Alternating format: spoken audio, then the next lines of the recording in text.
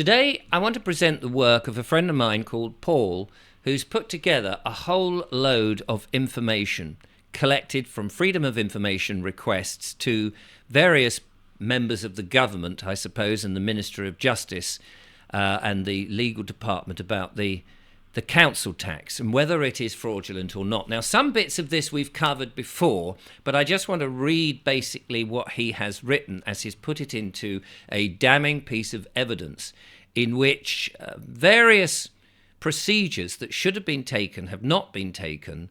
And as a result of that, the councils are going after people who are appearing in court at bulk hearings and then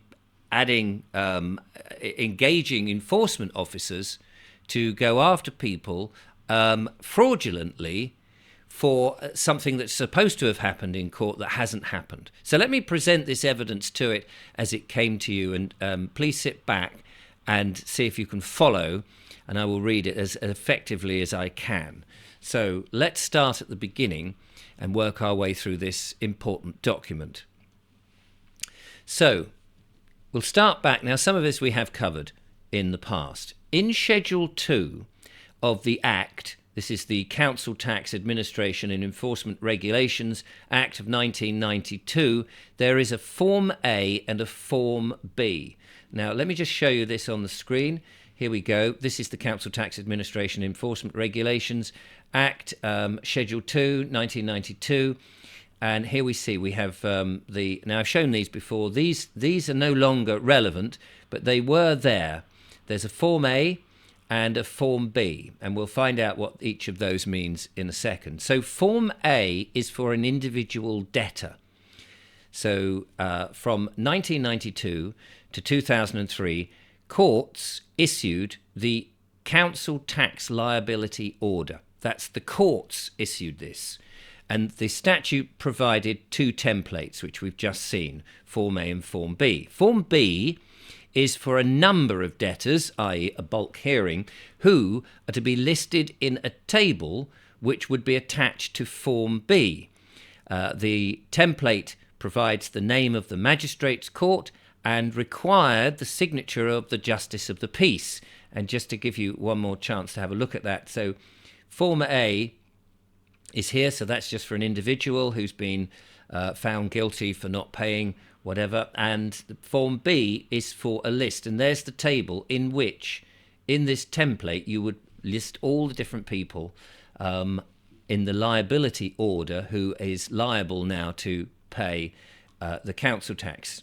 So that is how it used to be. Let's go back to the document, and I'll leave a link to that so you can see how it was.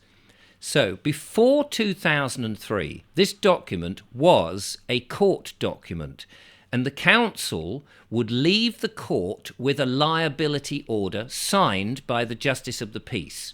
That's very important to note, that back then, before 2003, a court order by the court, a liability order signed by the Justice of the Peace, so the council would leave with a document. However, the Courts Act of 2003 introduced reforms aimed at modernising court administration, leading to the restructuring of the court system in England and Wales. As part of this restructuring, the government issued changes to Form A and Form B. So, the Council Tax Administration Enforcement Amendment Number 2, England, Regulations 2003, which, let's go and have a quick look, is here. So this is now the statutory instrument, and you can go and read this if you so wish. It's a little lengthy for this presentation, but you can have a look at it. But we'll summarise it here. So there we get, where did we get to? Regulations. The local authority, so as a result of this change, the local authority is no longer bound by the specific formats for generating notifications related to liability orders. Instead, this provides more flexibility in the format of notifications they issue. But the council no longer generate a liability order. And that's important.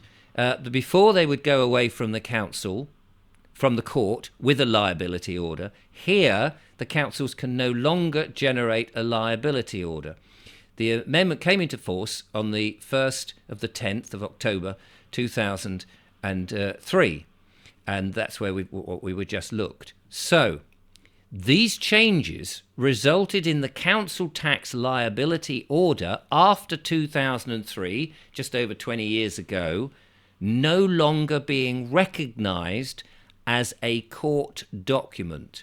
That is very important to understand, that the council issuing a liability order is no longer recognised as a genuine court document. In other words, it has no authority. Instead, it is transformed into a notification. That's all it is, like keep off the grass. It's a note.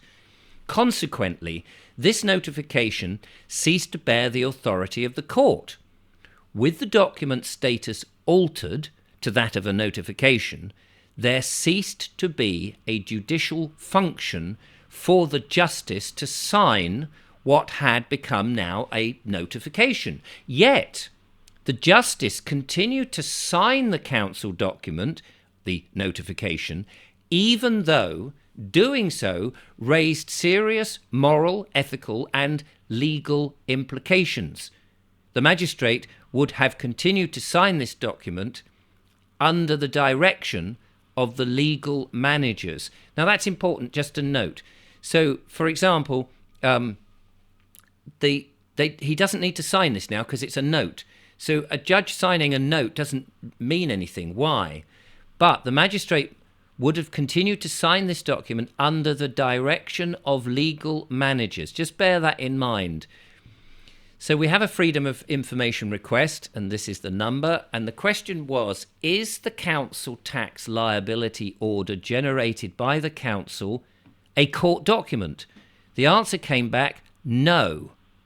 And that was issued by L. Brooks, Operations Directorate of Her Majesty's Court and Tribunal Services. In 2003, the government issued a directive and employed, for the first time, legal advisors. So they issued a directive. That's important. Freedom of information request. Here we go. There's the number. This is the response to the request. The prescription of liability orders took place in 2003.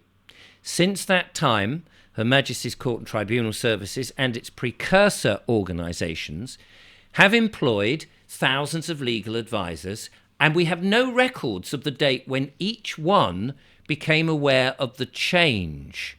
Legal advisors were reminded of this change in March 2023. Now, this is by, and I mispronounced her name last time, but I believe it's Sean E. Jones, LLB. And if I've got that wrong, I apologise. Head of Legal and Professional Services, Legal Operations. Freedom of request, different number here, says, what duty or function of the court is the Justice of the Peace performing by signing the council-generated council tax notice of liability?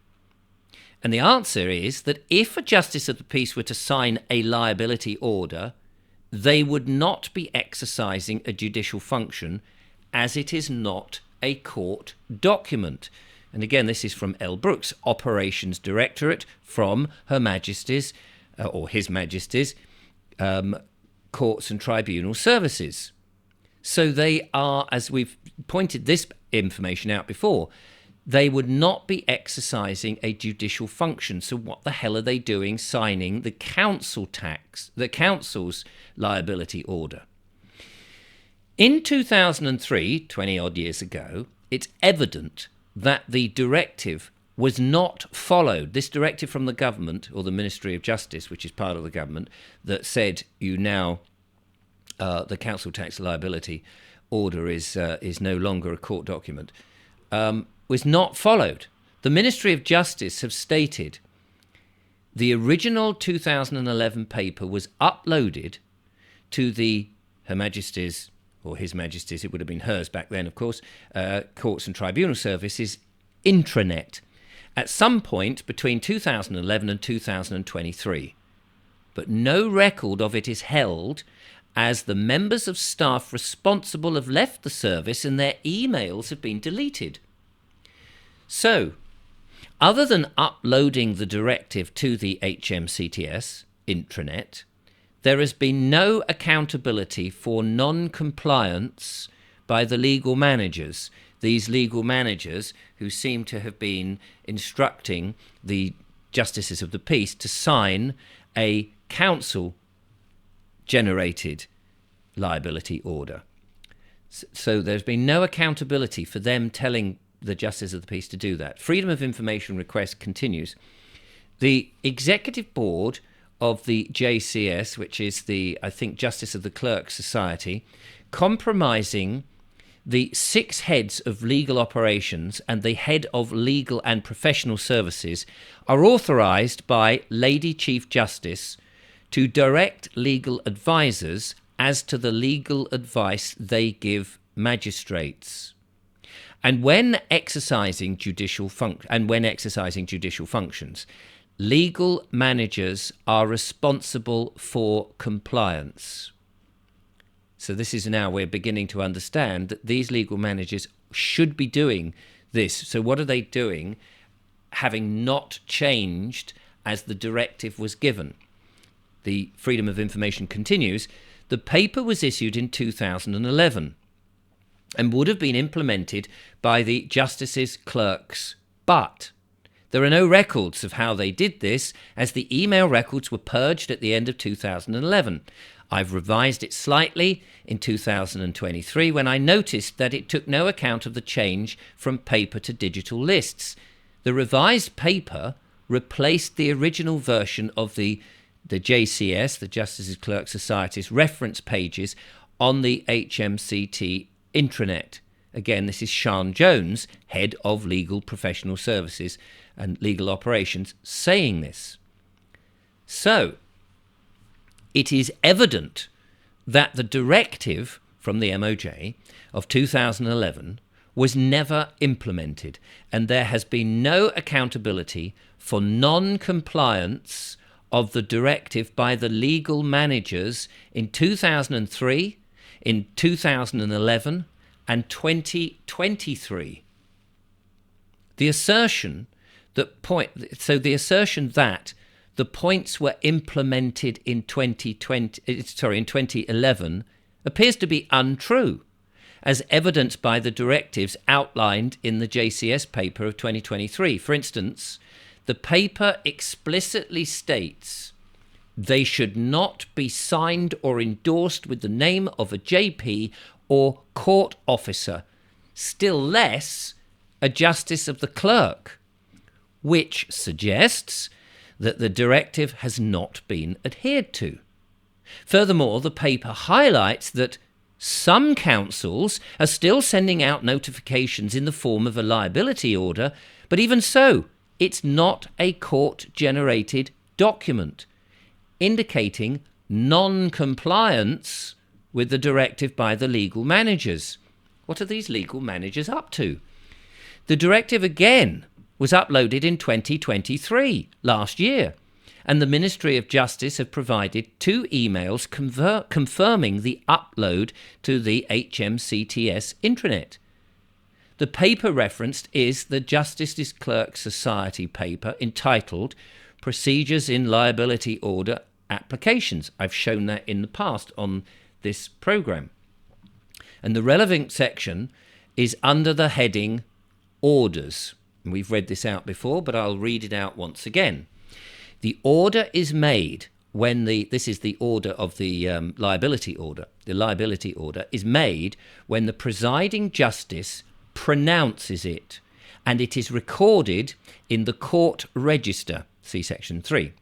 Since repeal of the prescribed order, there has been no court order produced, or there is no produced order. The council software should generate a notice that the order has been made, which is sent to the defendant. They should not be signed or endorsed with the name of the JP or court officer, still less the justice's clerk, which we've just heard. Some councils are still sending out their notification in the form of a liability order, and even so, it is not a court-generated document. It is a notification of the order made by the justices. Legal managers within Her Majesty's courts and tribunal services are required to adhere to directives issued by authoritative bodies, including the Justice Clerk Society, who are authorised by the Lady Chief Justice. Legal managers are responsible for implementing directives within their departments or units, ensuring that policies, procedures and practices align with the requirements set forth by authorised bodies. Yet, legal managers across the country in unison have ignored the directive first issued in 2003, then again in 2011, and most recently in 2023. Despite receiving a reminder of this directive in March 2023, senior legal managers within His Majesty's Courts and Tribunal Services persist in disseminating misleading and incorrect information to the public. Not only are they disregarding the directive from the Lady Chief Justice, but they are also actively issuing and spreading inaccurate information with the sole intent to misdirect and mislead the public, leading to potentially grave constitutional implications. Legal managers seemingly having abandoned their office. What the hell is going on? This is not a decision of individual legal managers, but a persistent, repeated non-compliance over many years on a national scale. And it suggests that legal managers across the country are in lockstep, indicating that they are directed not to implement the government directive. But by whom? Who within the HMCTS has been issuing directives to legal managers nationwide, instructing them to disregard government directives issued in 2003, 2011 and 2023? Who within the HMCTS has been instructing legal managers to direct magistrates to sign claimants, that's the council's, paperwork, a function that falls outside of their judicial role, despite being aware of the potential legal, lawful and moral implications of such actions? They shouldn't be doing it. Within the Ministry of Justice Department, who is tasked with ensuring the compliance of HMCTS with government directives? Because whoever it is not doing that. Have any legal managers been held accountable for failing to comply with government directives over the past 2 decades? And finally, has there been any official inquiry conducted in the last 20 years to investigate instances of legal managers deliberately disregarding government directives, considering the significant implications such actions may have, including public distrust in the legal system, illegal challenges, exposure of magistrates to litigation without the protection of office, and the apparent strain on the court system? And never mind all those people who have been wrongly accused and had enforcement officers go after them and have their possessions taken away, their houses repossessed, and their cars impounded and made potentially bankrupt, and all the rest of it. This is a terrible fraud that's been going. My great thanks to Paul, who's gone methodically through this over some time with the freedom of information requests and put this presentation forward. This is a big thing, and now we need to get the answers to those questions, and it has to stop once and for all. Thank you so much for watching.